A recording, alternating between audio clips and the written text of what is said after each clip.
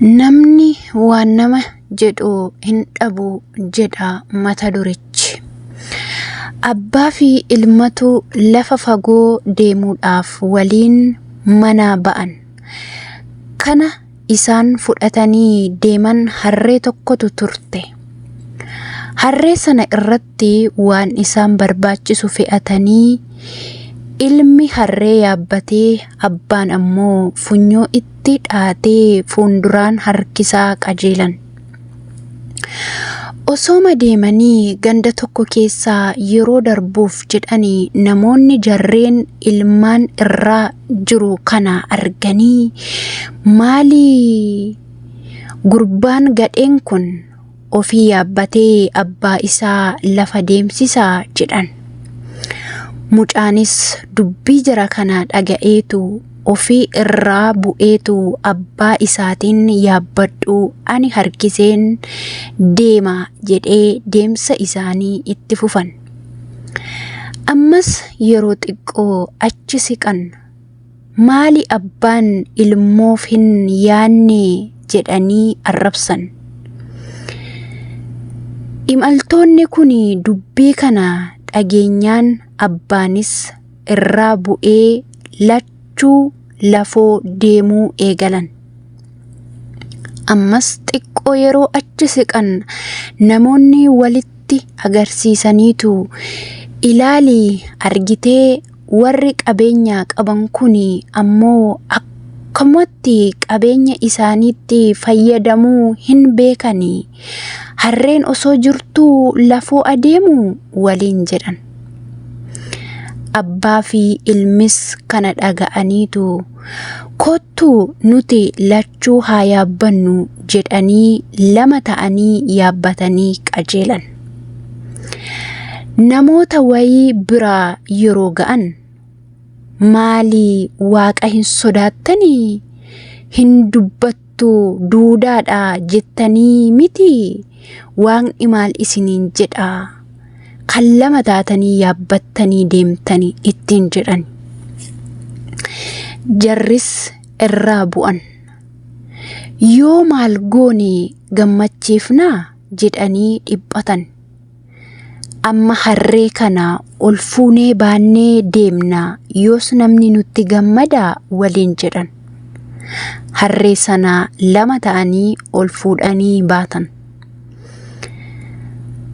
Yeroo isaan harree baatanii arganii namoonni ni ajaa'ibsiifatanii ittis kolfan. Maali isaan gowwoota akkamiiti kan harree baatanii jedhanii itti qoosan.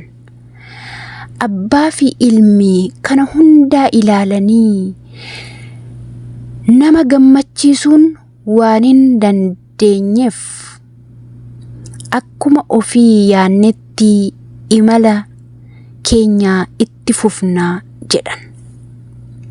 Egaa waan gaarii hojjettu yaraas hojjettu namni waan si jedhu hin dhabu.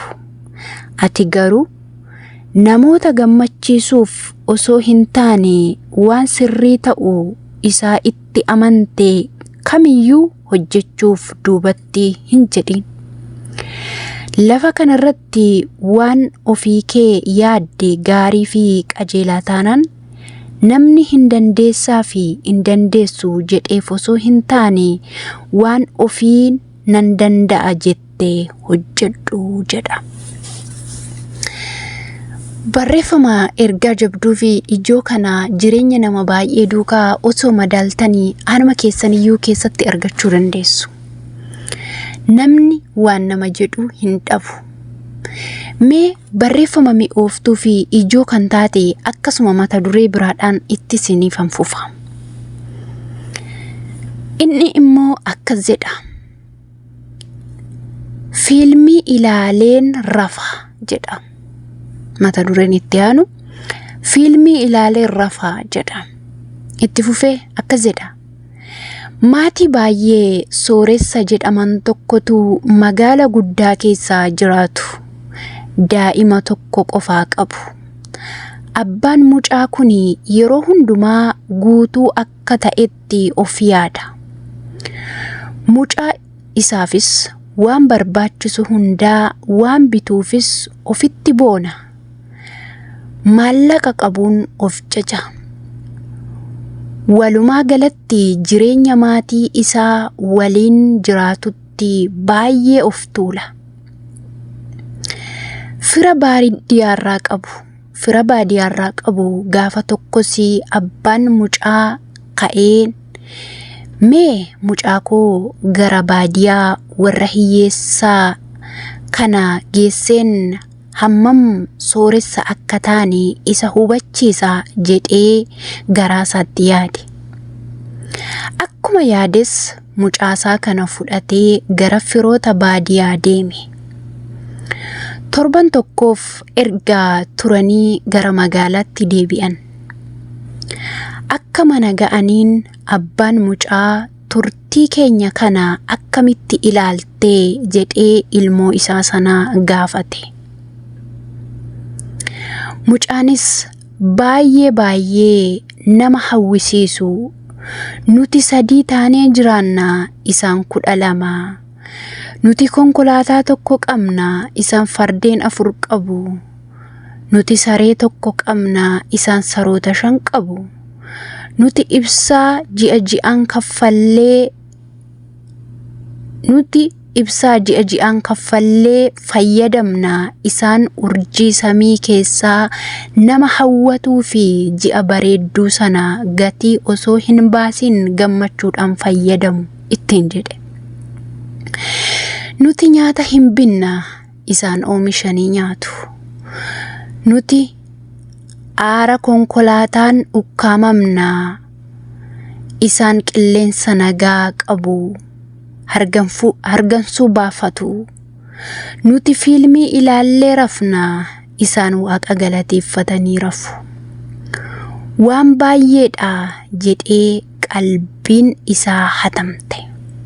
Abbaanis waanuma dubbatu dhabee mataa isaa raase.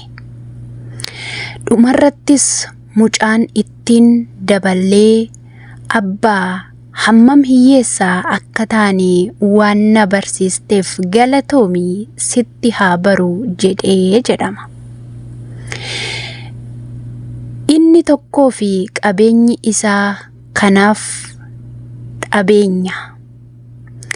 Qabeenya hin qabdu yoo ta'e ati hiyyeessadha jechuu miti. Qabeenyi dhugaan kan jiru maallaqa hedduu qabaachuu keessa miti. Wanti tokko sitti himu ofii kee irratti hojjedhu, hariiroo hiikaa qabeessaa ijaari. Dhiibbaa waraa uumi. Isa si uumee amanadhu, qabeenyi dhugaan achi jira jedha. Egaa viidiyoo kanarraa ergaa jabduu akka hubattanii fi jireenya keessan keessatti akka of madaaltanii baay'ee isaa nan beeka. Ani mataan koo yeroon barreeffama kana argee baay'een ofitti gammades, baay'een irraa baradhes. Maaliif jennaani nama beekurraa waa beeku. Nama barreeffama kana barreesse ammas dabalee sammuu isaa haa banuu jenna. Eenyu akka ta'e hin beeku, fuula Telegiraam irraan argadhe.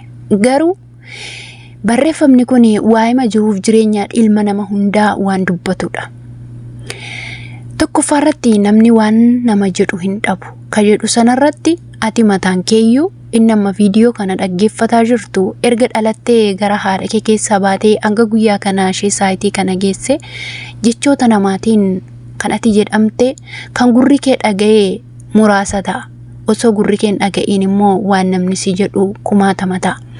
Garuu sanas goote kanas hamaas gaaris ta'u namni biyyuma lafaarratti waan nama jedhu hin dhabu. Inni guddaan waan namni nama jedhuun jiraachuu caalaa waan sammuun ofii nama jedhuun jiraachuutu furmaata. Kan lammaffaa kanarra jiru yeroo baay'ee jireenya baadiyyaa fi magaalaa keessatti namoonni keenya akka isaan garaagarummaa guddaa qabanii namoota hubatee bichaatu beeka. Inni gara baadiyyaa gara magaalaatti waan qabu gurguree dhufuudhaaf kan wixxifatu namoota hedduu jira. Garuu qabeenyi har'a ala namaa magaala keessatti qabee jiru namoota baadiyyaa keessaati. Galiin garaagaraa osoo baadiyyaarraan galchu ta'e inni magaala keessaa waan bitee nyaatu dhaba. Akkuma amma mucaan kun wanta baadiyyaan qabu hunda himee hir'ina maatii isaa himee akkasuma abbaan isaa dur qabeenya guddaan qaba jedhee gaafa ofitti boonu garuu namoota biratti gaafa of madaaluu akka hiyyeessa ta'e of arge. Haa ta'u malee atarraa ani nama caalee beekamtii qaba jettee akkasuma immoo ani eenyuun oli jettees yoo of akaabbadde kan si caalu hedduunsa waan jiruuf akkuma dandeettii kee fi akkuma ofitti amantuu keetti gammadi malee ani eenyuun oli jettee itti of hin boonin. Waaqayyoo isinaa eebbisu. Turtina waliin gootaniif galatooma. Yoo isinitti tole viidiyoo kana like, share, comment gochuu hin dagatina. Haalotaa fi barnoota akkasii kana itti fufii yoo jettanis comment keessan ilaale marsaa itti aanu isinii qopheessuu nan danda'a. Nagaan naa tura.